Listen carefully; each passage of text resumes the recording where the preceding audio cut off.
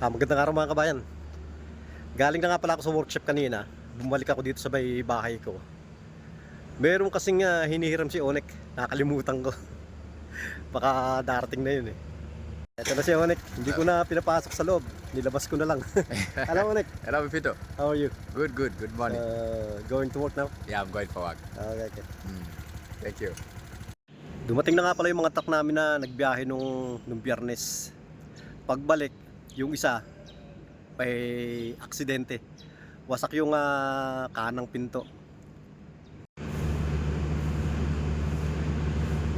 At nagpabili rin nga pala ako ng honey doon sa lugar na yon.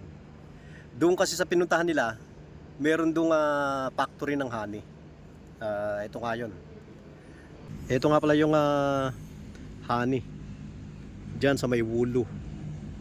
Pero tingnan nyo nakalagay 5 liter. Hindi naman 5 liter yan eh. Parang mahigit 1 litro. Siguro mga 1.5 liter to.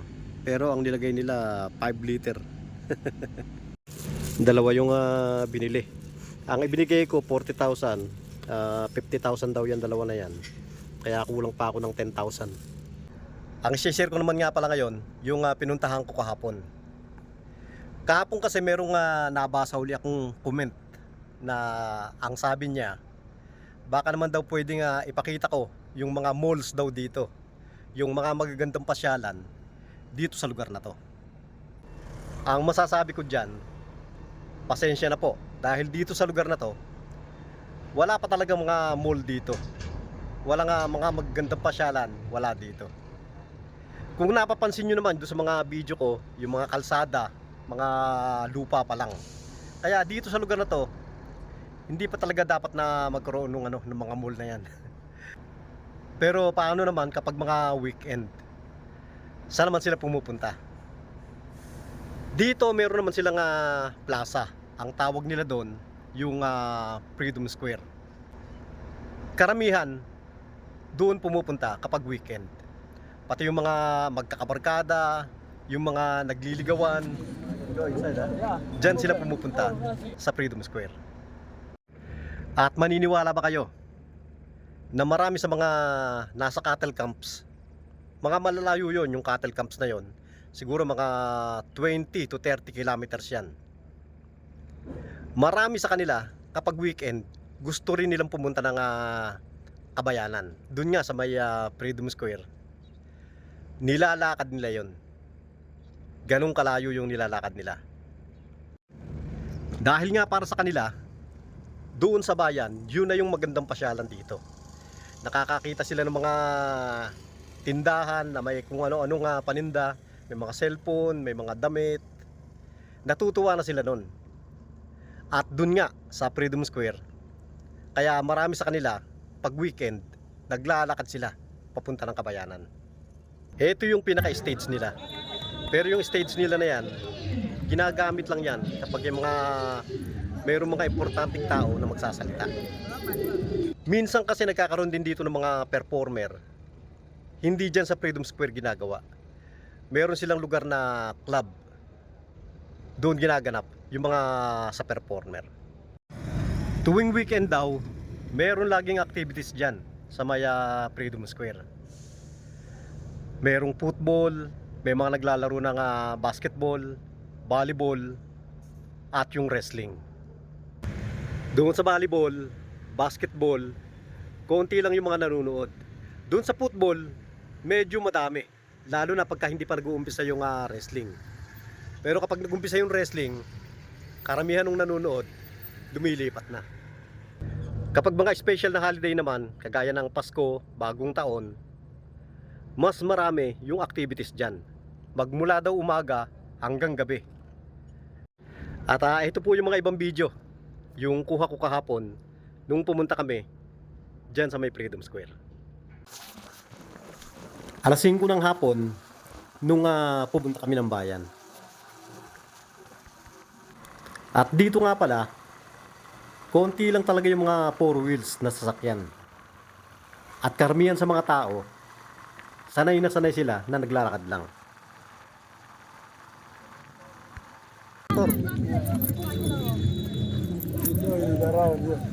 Oh, Paul Doctor. Yeah, you. How are you? Good. How are you, my friend? You okay? I'm okay. Yeah. Nagkita kami dito ni Paul Doctor. Hello, Paul Doctor. Me too. Why you're not coming in the... No, someone's opportunity. You're sick, huh? Yeah, I'm sick. I'll Yeah, see you maybe tomorrow. I'll See you be there. tomorrow. Yeah, see you. Ito yung plaza nila. Ang tawag nila dito, Freedom Square. Dito yung pasyalan nila kapag weekend.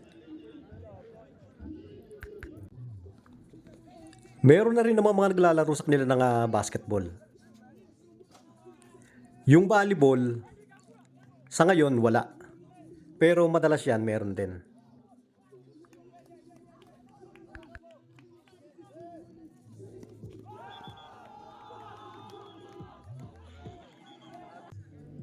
Ito naman yung sa may football. Mapapansin nyo dyan maraming mga upuan. Pero marami yung mga wala nang nakaupo. At marami rin yung mga nagde-date. Gaya ng mga yan. Madami yan dito. Parang sa atin lang din. At dito naman yung sa may wrestling. Kaya kumunti na yung nanonood sa may football dahil nagumpisa na yung wrestling. Yun nga palang mga upuan na yan, may bayad dyan. At dito naman sa may wrestling, hindi na ako kumuha ng video dahil sobrang dami na ng mga tao at sobrang tatangkad nila. Kaya mahihirapan lang ako na pumunta doon sa may harapan. Ilang beses na rin naman ako nakapanood niyan. Ang dapat dyan, bago mag-start yung wrestling, pupwesto ka na agad doon sa may gawing harapan. Kapag dumami na yung tao, mahirap na. At pagkatapos dito, umuwi na rin kami agad dahil hindi ako pwedeng abutin ng dilim sa labas. Magdidilim na nung nakauwi ako. At yan na po muna sa ngayon mga kabayan. Sana po nagustuhan nyo rin yung share ko ngayon. At maraming salamat po doon sa mga laging nanonood ng mga ina-upload ko.